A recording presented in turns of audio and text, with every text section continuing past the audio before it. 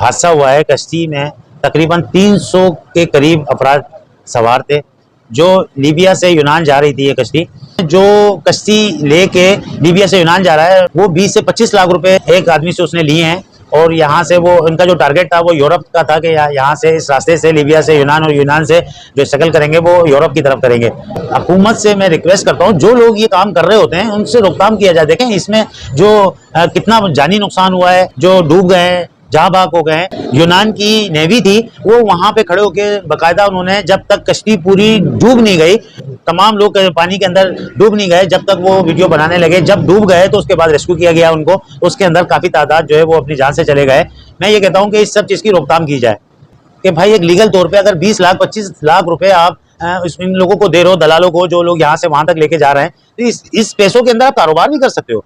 20 लाख 25 लाख रुपए के अंदर अच्छा खासा बिजनेस हो सकता है, जो आप पाकिस्तान में बैठ के भी आराम से 2-3 हज़ार 4 हज़ार रुपए योमिया कमा सकते हो। आप अपनी जान पे भी रिस्क लिया, आपने अपने माल का भी रिस्क लिया। उसके बाद अगर जो गैर कानूनी काम फिर गैर कानूनी होता है, लीगल होता है और अनलीगल होता है। बाकायदा एक प्रॉपर तौर पे यहाँ से अगर आपको यूरोप भी जाना है, उसका बाकायदा एक प्रोसेस होता है, उधर का वीजा होता है। अब तरीके से अगर उसका आप किराया देखेंगे, 10 लाख रुपए, 8-10 लाख रुपए, 12 लाख रुपए किराया है कि आप यहाँ से यूरोप जा सकते हो। आप 20 लाख 25 लाख रुपए देके अनलीगल तरीके पे जा रहे हो, जिसके अंदर आपकी जान को भी खतरा, आपके माल को भी खतरा। तो मैं ये कहता हूँ ये बेवकूफ़ी है।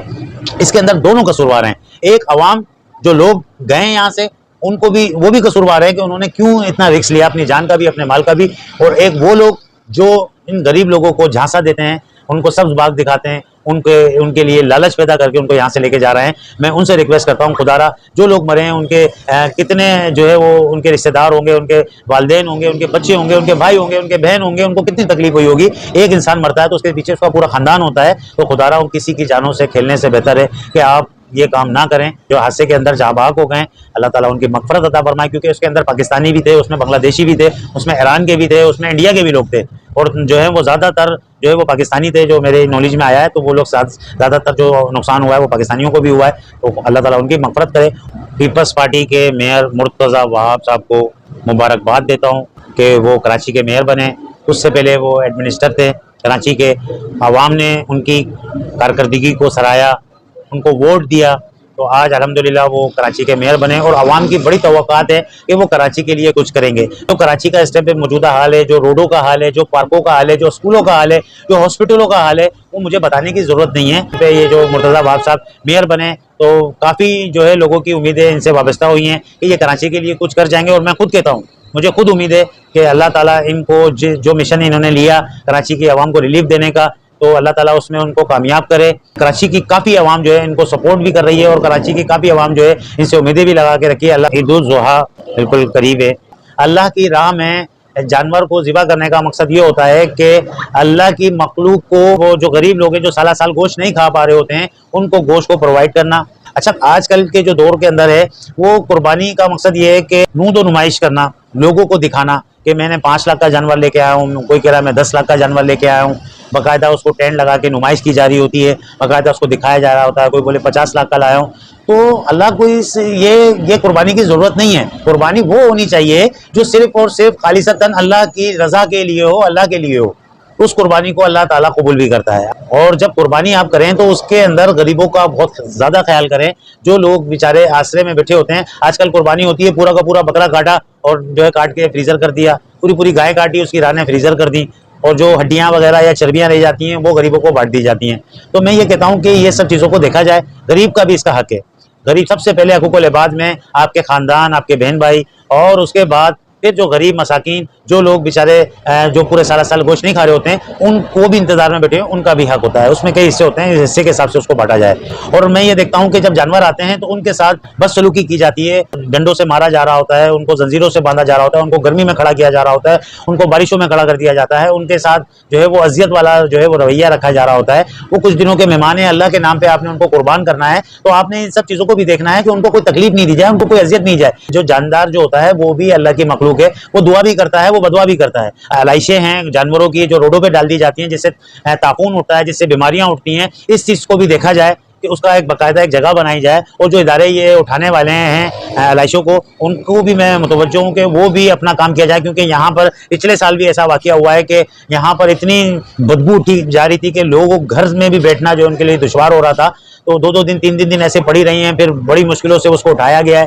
तो ये जो है जैसे जैसे जानवर कटता जाए, उसकी जो उजड़ियाँ हैं, जो उसके जो जितनी भी उसकी वेस्टेज है, उसको सब फ़ौरन उठाया जाए। गुज़िश्ता दिनों कायदे-ए-आज़म यूनिवर्सिटी के अंदर जो होली का प्रोग्राम रखा और बाकायदा वहाँ पर एक होली बनाई गई, मुझे समझ में नहीं आया, और आवाम भी इसके मुखालफत की है कि हमारी इस्लामी जमहूरिया पाकिस्तान है, इसके अंदर इस तरह के इवेंट नहीं होने चाहिए, क्योंकि जितने भी तालिब इल्म थे वहाँ पे वो ज़्यादातर मुस्लिम थे। किन लोगों का हाथ था, ये क्या मकासद थे इसके, कौन लोग इसमें मुलविस थे, ये सब चीज़ें नहीं होनी चाहिए। और इसकी मैं मुज़ामत करता हूँ, पाक अमन वेलफेयर इस चीज़ की मुज़ामत करती है कि ये इस तरह के इवेंट हमारे इस्लामी जमहूरिया पाकिस्तान के अंदर नहीं होनी चाहिए। पाकिस्तान के अंदर जो है इस टाइम पे इंडस्ट्री, टेक्सटाइल मिल जो है वो इस टाइम पे तबाही के दाने पे खड़ी हुई है।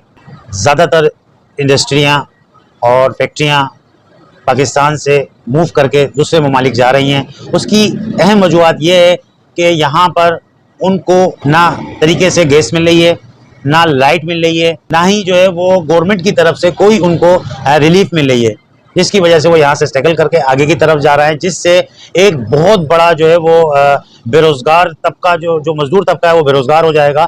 वैसे ही पाकिस्तान के अंदर मज़दूर जो है इस टाइम परेशानियों का शिकार हैं। अब ये मज़ीद इस तरह जिस तरह बहुत बड़ी तादाद के अंदर जो है वो इंडस्ट्रियाँ, फैक्ट्रियाँ जो है वो पाकिस्तान से जा रही हैं, उससे जो है वो दोबारा जो है वो बेरोज़गारी बढ़ जाएगी। मैं गवर्नमेंट से इल्तिजा करता हूँ, रिक्वेस्ट करता हूँ कि कम से कम ये इंडस्ट्रियाँ और फैक्ट्रियों को बंद ना होने दिया जाए, नहीं तो फिर ये जो अवाम है ये लाजमी जो है वो बेनज़ीर इनकम सपोर्ट फार्म की लाइन में लगेंगे, एहसास प्रोग्राम की लाइन में लगेंगे, और जो है वो वेलफेयर जो जैसे सलानी है, जेडीसी वगैरह जो भी वेलफेयर है, उनके पास ये जो है वो राशन के लिए और जो है वो इमदाद के लिए खड़े हो जाएंगे। तो खुदारा इनसे इनके हाथ से इनसे कशकोल छीना जाए। पिछले बयानों में भी मैंने ये अर्ज़ करा था कि यहाँ पर इंडस्ट्रियाँ लगाई जाएँ, फैक्ट्रियाँ बनाई जाएँ, ताकि यहाँ पर रोज़गार को जो है वो वसी हो और लोग अपने पाँवों पे खड़े हों, लोग जो है मेहनत करके खाना सीखें। पेट्रोल पंप जो शेल पेट्रोल पंप हैं और उसके अलावा जो है वो टोटल पेट्रोल पंप्स हैं।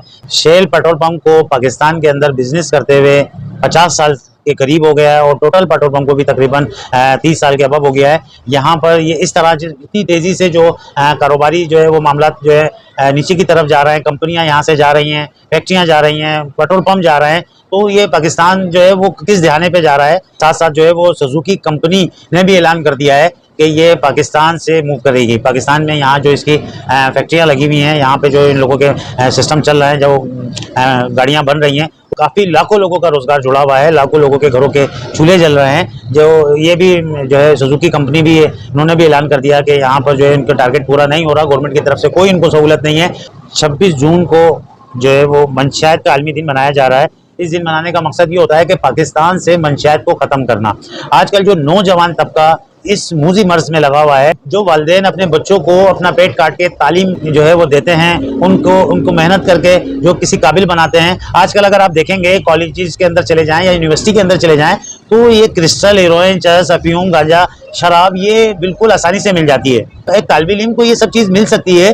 तो मैं एक सवालिया निशान जो है उन इदारों पे करता हूँ जो इनको नार्को टैक्स हैं और पुलिस के इदारे हैं, जिनका काम इन सब चीज़ को रोकना है। क्या उनको नहीं पता होता है कि ये मंशियात कौन दे रहा है, ये कहाँ से मंशियात आ रही है, कौन आसानी से सप्लाई कर रहा है? घर पे बैठ के कॉल के ऊपर कॉलेजेस के अंदर, यूनिवर्सिटियों के अंदर ये कॉल के ऊपर ये चीज़ अवेलेबल हो जाती है। तो क्या इदारे क्या इतने लापरवाह हो गए हैं कि उनको जो है इस चीज़ का नहीं पता कि ये जो नौजवान तबका जिनको पाकिस्तान की बागडोर संभालनी है, और उनको जो है जब मंशियात के अंदर लगा दिया जाए, चरस, अफीम, गांजा, हेरोइन, क्रिस्टल के अंदर लगा दिया जाए, तो उनका क्या बनेगा? वो और मजीद बोझ बन जाएंगे, वो चोरियां करेंगे, वो गलत काम करेंगे, नाजायज़ करेंगे। कि अगर किसी का भी बच्चा अगर इस मूजी मर्ज में लग जाता है, मंशियात में लग जाता है, तो उनके वालिदैन से पूछे उनका क्या हाल होता है। और आखिर में फिर मैं ये बोलूँगा, अल्लाह ताला पाकिस्तान की हिफाजत रखे, और पाकिस्तान जिंदाबाद, पाक पोश पाइंदाबाद।